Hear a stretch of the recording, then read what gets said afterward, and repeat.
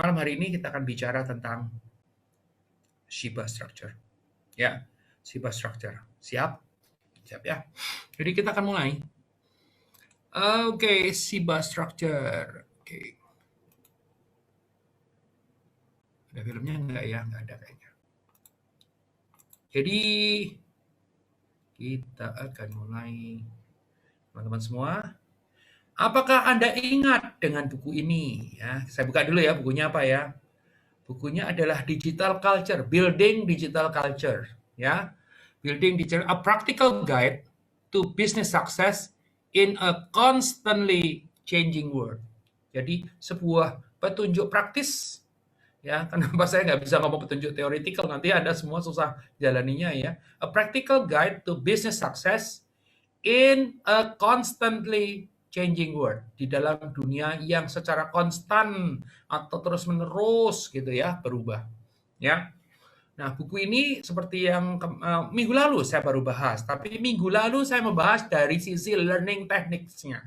Jadi terkait dengan membangun digital culture tapi dari sisi learning tekniknya ya, minggu lalu itu. Minggu ini saya akan membahas dari sisi komunikasinya ya. Jadi dirilis 3 Januari 2017 ya, belum lama sih sebetulnya ya. Terus terang dari belajar ini, jadi dulu saya memesan buku ini itu antara lain, atau saya pelajari khusus buku ini antara lain karena kami melakukan transformasi digital atau transformasi digital culture dari sejumlah perusahaan. Jadi saya tidak bicara soal digitalisasi, oke? Digitalisasi secara teknis pasti ada konsultannya sendiri, dan it's not our domain. Our domain adalah itu tadi Pak Agus Sujianto itu domainnya, ya, jago banget ya urusan begituan. Dan dia menjadi konsultan tidak resmi daripada Handoko Maestro gitu ya. Nah, saat kami belajar bahwa kalau katakanlah sudah ada konsultan digitalisasi, itu nggak serta-merta terus kemudian digital culture-nya terbentuk. Jadi dibutuhkan seorang ahli yang terkait dengan culture untuk bisa menanamkan atau membentuk atau memunculkan yang namanya digital culture. Gampang atau susah? Susah banget. Bisa atau enggak? Bisa. Ya, buktinya sudah jalan sekarang di sebelah perusahaan. Ya, terkait dengan digital culture. Nah, teman-teman semua, suatu hari saya diundang ke sebuah perusahaan yang amat sangat besar, dan dia bilang, Pak, tolong dong Pak, kita punya program, tolongin dong terkait dengan transformasi digital. Saya sempat kaget. Bukan saya minder loh, tapi saya kaget. Anda kan bank besar, ya. Anda kan bank besar. Kenapa Anda nggak punya program yang terkait dengan itu? Ternyata, salah sebut nama bank besar, ya. Sorry, udah kelepasan. Anda kan perusahaan besar, gitu. Udah kelepasan ngomong. Sorry. Jadi waktu itu yang saya katakan adalah, jadi mereka itu ada cerita bahwa yang namanya program yang terkait dengan digital awareness itu sudah ada dan sudah sangat masif diadakan. Tetapi ya, aware dan transform itu dua hal yang tidak sama. Aware, transform, dua hal yang tidak sama. Jadi untuk bisa bertransformasi, untuk bisa akhirnya punya kultur digital, itu butuh ahli yang kultur, tapi mengerti, memahami benar hal-hal yang sifatnya digital. Saya termasuk yang kalau ngomong digitalisasi saya belajar banyak, tapi kan saya bukan bidangnya itu. Tetapi kami jago banget yang terkait dengan transformasi kultural, termasuk transformasi digital culture, ya. Karena apa? Kalau cuma sekedar tahu tahu tahu apa namanya digitalisasi saja, tapi tidak tahu tentang tentang apa namanya bagaimana itu menanamkan, ya jadi masalah juga. Ya, menjadi tidak merata, akhirnya kalau tidak merata menjadi tidak jalan dengan selaras dan sebagainya. Itu yang terjadi. Buku itu tahun 2017, terus pengarangnya Daniel dan Thomas Brown, bagaimana organisasi ketika lingkungan tempat mereka beroperasi berubah begitu cepat. Teman-teman semua, jadi sangat signifikan pada saat terjadi yang namanya pandemi COVID. Ya, yang tadinya berubahnya entar sok atau pelan-pelan ya, evolutif ya. Tiba-tiba gara-gara Covid jadi revolutif ya. Tiba-tiba berubah total, mau nggak mau. Kenapa? Kalau nggak mati gitu kan. Nah, apa yang terjadi lagi? Hal yang dibutuhkan bisnis saat ini adalah strategi digital, termasuk nanemin yang namanya digital culture tadi, membangun budaya digital.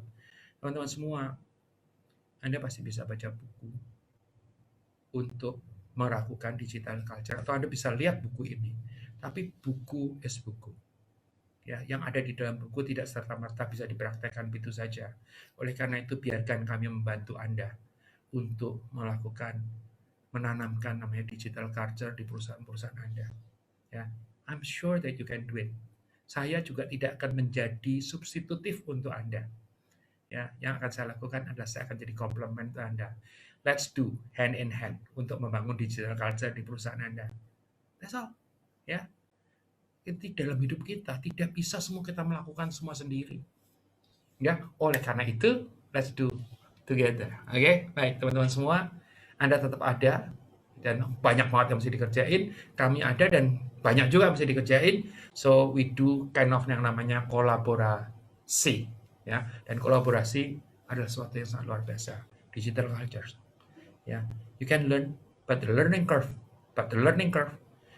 atau the learning period atau the learning time Anda akan panjang dan kemungkinan bisa berdarah-darah. So I should thanks God bahwa kami mengawal perubahan digital di sejumlah perusahaan dan kami mengakumulasikan pengalaman dan juga pengetahuan yang tidak bisa didapatkan di dalam sebuah buku dan saya tidak pernah tuliskan menjadi sebuah buku.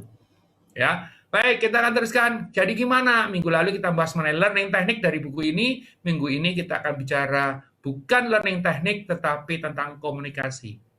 Ya, jadi terkait dengan komunikasi, buku ini menawarkan yang namanya SIBA structure. Ya, SIBA structure. Ya, tadi saya diprotes. Oh, kok sekarang nggak ada pengumumannya sih? Sudah 95. Ya, mestinya sih nggak usah diumumkan. Karena apa? Saya selalu muncul Senin, Rabu, Jumat. Ya, Senin, Rabu, Jumat. Maka namanya adalah Serajum dan live. Ya, Serajum live dari 95 kali, baru sekali tidak live. Ya, berarti 94 kali live. So, 99% lah itu live. Ya, malam ini saya akan bahas tentang SIBA structure yang ada di dalam buku ini. Ya, ini kaitannya dengan komunikasi.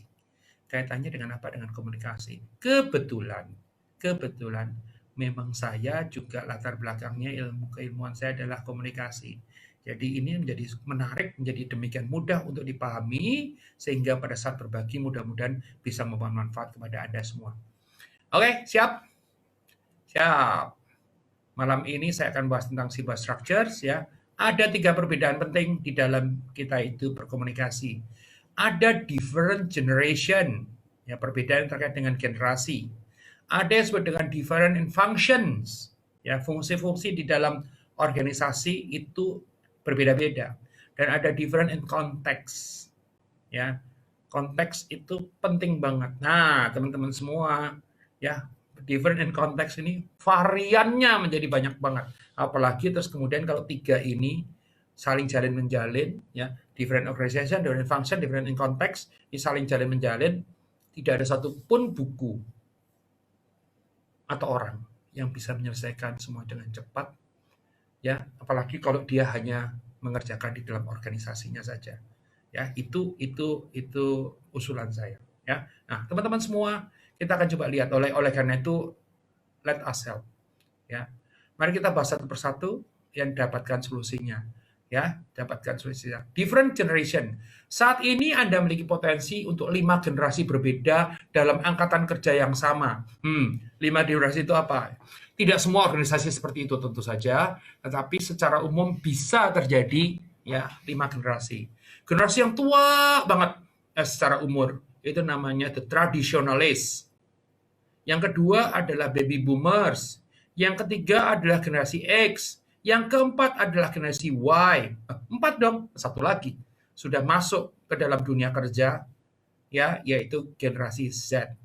Ya, kalau generasi Y itu sering gen Y itu sering disebut dengan milenial, maka generasi yang terakhir yang masuk ke dunia kerja saat ini atau generasi Z itu disebut sebagai centennial. Ya, centennial. Kenapa centennial? Ya, itu lahirnya 2000-an lah kira-kira.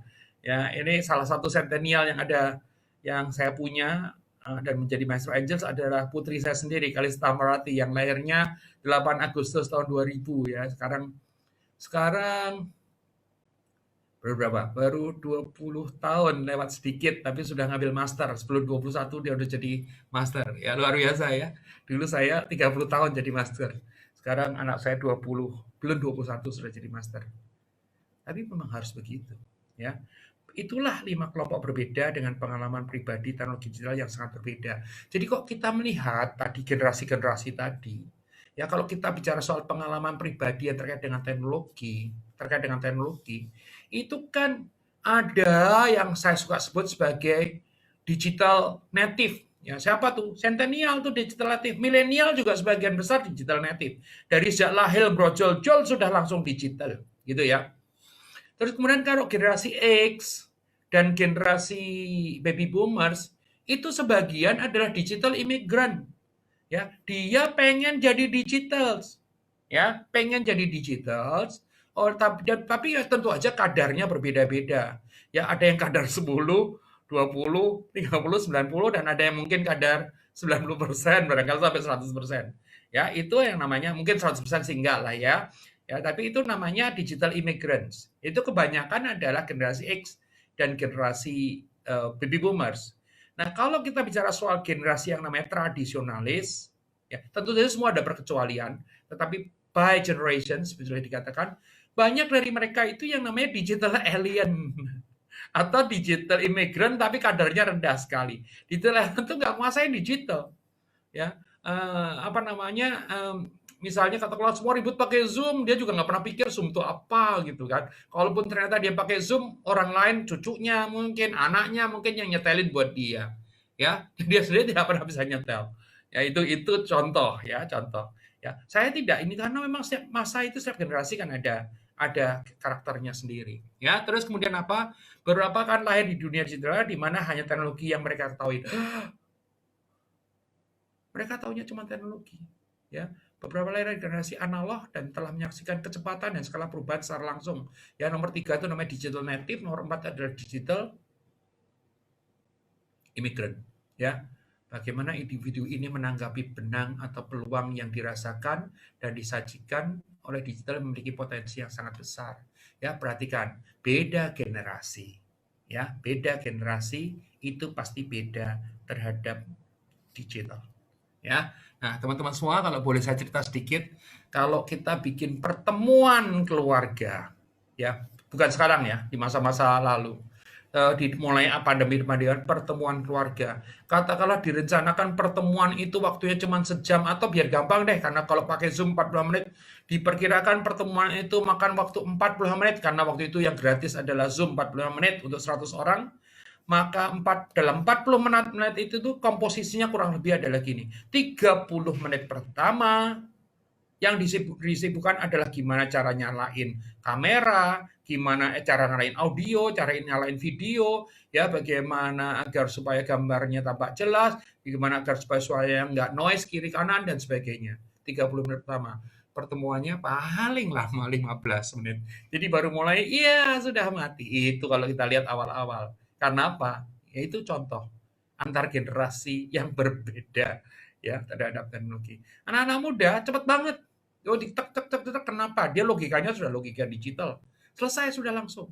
Yang tua-tua ya apa namanya pertama kali kadang-kadang ngeluh dulu. Oh, kenapa sih mesti pakai begini-begini gitu kan. Ya sekarang sih sudah tidak terlalu seperti itu. Ya biarpun tetap aja ada peringkat-peringkat lah di usia-usia tertentu itu biasanya kadar gapteknya lebih tinggi dibanding usia-usia yang lain. Ya, kalau kita bicara yang berikutnya lagi different function, ya different function. Agenda digital Anda kan berarti satu hal bagi komunitas SDM ada. Lah gampangnya beginilah. Ini kok ceritanya panjang ya. Prinsip dasarnya adalah gini. Di dalam perusahaan itu kan ada fungsi-fungsi yang berbeda. Kalau di dalam perusahaan itu ada fungsi-fungsi yang berbeda, bagaimana mereka memahami teknologi dan bagaimana mereka berkomunikasi kan menjadi berbeda-beda juga. Ya, kalau misalnya katakanlah di dalam perusahaan Anda ada divisi atau function yang terkait dengan teknologi, maka dia yang paling gampang. Nah, yang jadi masalah kadang-kadang orang-orang dari teknologi ini itu menganggap semua orang kayak dia. Terus kemudian pada saat dia berkomunikasi dengan divisi yang lain, terus kemudian yang ada gitu aja nggak bisa. Nah, kalau kita menggunakan kalimat gitu aja nggak bisa, maka komunikasi kita akan bermasalah. Sekali lagi, yang terkait dengan cyber structures, ini kita bicara soal bagaimana berkomunikasi, ya, gimana kita kaitkan dengan digitalisasi dan juga terkait dengan budaya, ya. Berbeda-beda divisinya, fungsinya itu berbeda-beda dalam menangkap, ya. Mungkin ya karena yang terekspos banyak itu orang-orang marketing, misalnya orang-orang marketing tadi relatif lebih mudah belajar, ya, teknologi karena mau nggak mau dipaksa dari hal yang kecil dia harus belajar. Tadi saya bicara untuk Panasonic, Gobel Life Solution, ya. Kita dorong mereka untuk ayo maksimalkan pemanfaatan teknologi gitu ya. Itu contohnya. That's different function. Ada lagi apa? Different, apa tadi yang ketiga? Different context. Nah, kalau kita bicara soal different context, ini memang bicara masalah yang amat sangat tidak mudah. Kalau kita bicara konteks, waduh, konteks itu sesuatu yang sangat tidak mudah untuk ini kan, ya. Tidak selalu terkait langsung dengan usia atau masa kerja dengan bisnis Anda. Karena Anda memiliki pengalaman perubahan pribadi yang berbeda, itu akan menjadi berbeda. Jadi kalau kita bicara konteks, tidak harus kaitannya dengan usia, tidak kaitannya dengan seberapa seniornya dia, tetapi hal-hal yang lain, ya. Beberapa tim seperti IT dan pemasaran akan lebih terpapar pada perubahan besar dalam teknologi digital dan bagaimana pengaruh kehidupan kita, karena mereka berada di garis depan, memahami apa artinya bagi sistem dan infrastruktur, serta keterlibatan pelanggan. Ini tadi kita sudah ceritakan. Jadi konteks-konteks ini ya tidak mudah. Nah, Anda kebayang nggak sih kalau tiga-tiganya ini saling menjalin, generasi, function, konteks, terus kemudian keluarlah permutasi dan kombinasi yang range-nya sangat luas sekali. Ya, believe me, biarkan kami membantu Anda untuk perubahan digital culture Anda. Saya tidak bilang saya jago digitalisasi. No, digitalisasi ada bagiannya sendiri. Biarkan kami membantu untuk transformasi digital termasuk kultural di dalam perusahaan Anda. Karena we are very good di dalam bidang itu. Gitu ya. Mari kita lihat lagi lanjutannya. Jadi gimana soal SIBA tadi? Ya, SIBA. SIBA itu apa sih? Ini balik lagi ya, kita membahas tentang komunikasi. SIBA structure itu ya namanya juga SIBA. Ini kan akronim. Satu terkait dengan story, ya. Story, dua terkait dengan implication, tiga terkait dengan benefit, empat terkait dengan actions, ya. Maka disebut sebagai SIBA. SIBA structure, story, implication, benefit, dan action. Kita mulai dengan apa? Dengan story. Ada apa sih pesan inti yang Anda ingin sampaikan? Apa yang Anda butuhkan untuk dipahami oleh seseorang? Ya, perubahan-perubahan apa yang ini Anda hasilkan? Ini harus masuk di dalam story.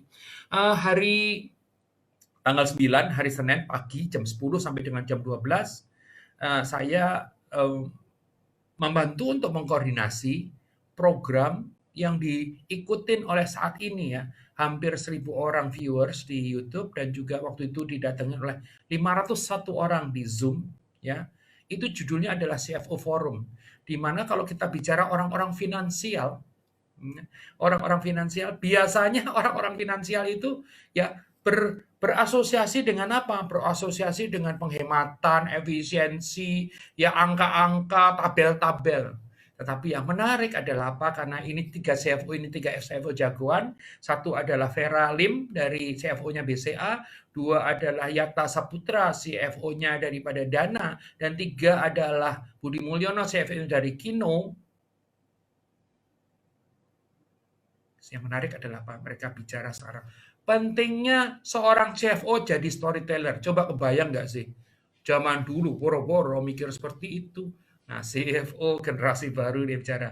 CFO itu harus bisa jadi storyteller. Data itu kalau tidak diceritakan dengan baik, ya maka dia akan jadi masalah. Jadi pada saat data itu cuma disajikan begitu saja, orang nggak ngerti pesan itu yang Anda mau sampaikan apa, nggak tahu ya apa yang Anda butuhkan untuk dibangun orang lain suruh paham, nggak bisa paham ya perubahan apa yang Anda. Jadi kita berharap oh kamu harusnya begini, tapi kalau dia data-data fakta-fakta yang oleh CFO ini dipegang datanya terus kemudian bisa distorikan dengan baik, baru dia itu menjadi sesuatu yang menarik. Oke, dan tiga CFO itu sepakat. Mereka bukan CFO gaya lama yang cuma ngurusin efisiensi, ngurusin angka-angka, ya keuntungan, rasio, margin dan sebagainya, tetapi bisa mengkomunikasikan apa yang mereka punya tadi menjadi storyteller, ya, agar supaya apa? Inti yang mau disampaikan nyampe, agar supaya itu dipahami dan agar supaya perubahan yang dihasilkan bisa berjalan. Ya, kalau cuma ini angkanya seperti ini, aku mau pokoknya harus efisien, bubar. Ya, mungkin ujung-ujungnya pesannya adalah efisiensi, tetapi disampaikan dengan story yang baik. Struktur pertama, Siba bicara soal apa? Story. Dua, adalah apa? Ya, kita lihat implication. Ya, apa artinya ini bagi audiens Anda? Ya, Anda nggak perlu baca naskahnya karena terutama yang di Instagram Anda nggak punya naskahnya. Implication ini ibaratnya adalah untuk apa sih semuanya itu untuk saya? Bahasa Indonesia yang paling gampang adalah Agus. Apa gunanya untuk saya? Kalau saya tahu tuh terus kemudian kenapa gitu ya? Terus kemudian kalau saya udah tahu saya mesti ngapain? Jadi itu semua kembali ke adalah apa? Implikasinya, gunanya untuk saya apa? Atau gunanya untuk perusahaan saya apa? Ya, apa artinya ini semua bagi audiens Anda? Bagaimana pengaruhnya terhadap peran tim mereka agar supaya mereka kurang lebih seperti itu. Jadi orang akan berpikir semua adalah manfaat, guna, Agus. Ya, implikasi bicara soal apa gunanya untuk saya, AGUS. Ya. Jadi kalau kalau kita berkomunikasi sesuatu yang seberapapun juga komunikasinya terus kemudian tidak berguna, nggak ada gunanya juga kan akhirnya. Ya, maka pentingnya adalah berguna. Apa gunanya untuk saya? SIBA, SIB, yang B-nya apa sih? Yang B-nya ya benefit ya, apa keuntungannya untuk bisnis dari biaya ini kalau ada biaya, dan bagaimana hal itu bisa menambah nilai bagi pelanggan Anda. Ya, kalau kita bicara soal itu tuh penjualan misalnya. Ya, jadi biasanya kalau ada usaha apa-apa kan ada juga pengeluaran dan kemudian bisa nambah nilai apa sih? Ya, itu benefit. Ya. Terus kemudian yang terakhir adalah actions. Ya, apa yang Anda inginkan setelah terjadi komunikasi ini? Apakah Anda minta dukungan, persetujuan atau masukan dari orang lain? Apakah akan ada kesempatan untuk umpan balik atau tidak lanjut? Ini adalah action. Ya, karena apa?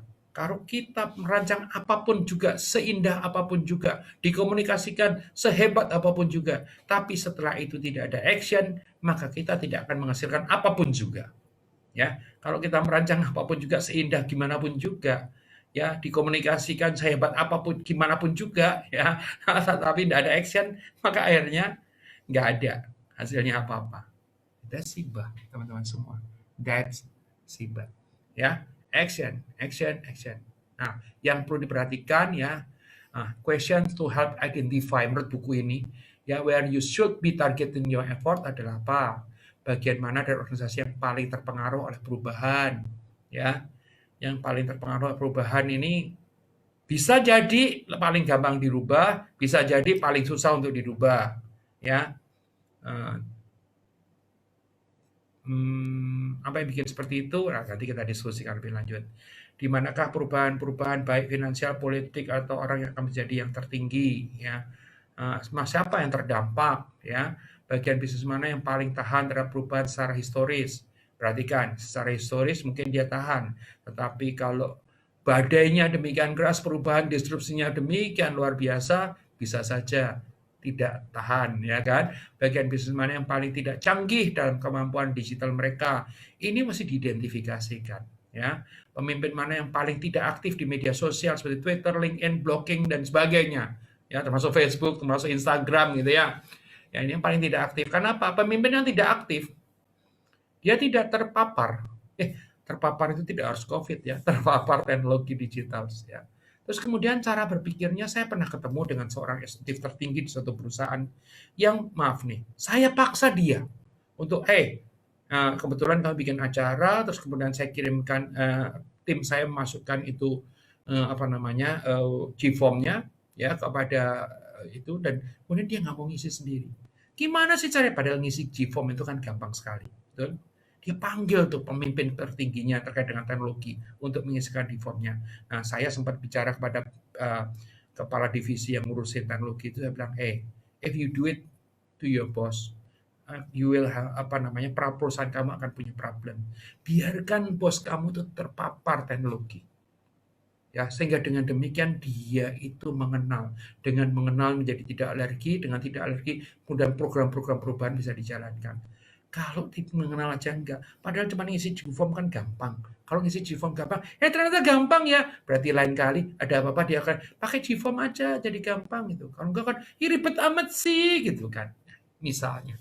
Jadi ini penting sekali teman-teman semua di dalam satu perubahan. Dan kebetulan kami bersyukur di Maestro, kami punya tim yang kuat sekali, yang punya pengalaman panjang, ya, bukan tim dadakan, ya, bukan yang baru kemarin sore atau instan, ya, kami punya pengalaman panjang. Dan ada satu hal yang penting sekali di tempat kami adalah kami secara berkesinambungan meningkatkan kompetensi kami, pengetahuan, pengalaman, ya, dan juga berkolaborasi dengan banyak orang. So, jika Anda butuhkan perubahan di dalam digital cultures, maka kami adalah mitra yang pas. Ya, kenapa pas? Tidak banyak orang yang bisa. Banyak orang yang menguasai banget teknologi, dia tidak menguasai perubahan cultures-nya. Banyak orang yang menguasai perubahan cultures-nya, adalah bukan banyak, tapi dia akan menguasai teknologinya. Ya, kami kebetulan hybrid. Hybrid. Dan seandainya teknologi di tempat Anda itu lebih ruwet lagi daripada yang kami pikirkan, maka kami akan melakukan kolaborasi dengan tim lain. Seandainya culture di tempat Anda ini lebih ruwet lagi daripada yang kami bayangkan, maka kami juga akan kolaborasi di tempat lain. Tetapi base-nya kami sangat menguasai itu. Gitu loh teman-teman semua. Siba. Itu biasanya ada tandanya Pak. Terima kasih. Saya Andoko Ikiwargo dari Master Consulting, Coaching, dan Communicating untuk Anda semua dalam Secara Zoom Live. Sampai ketemu.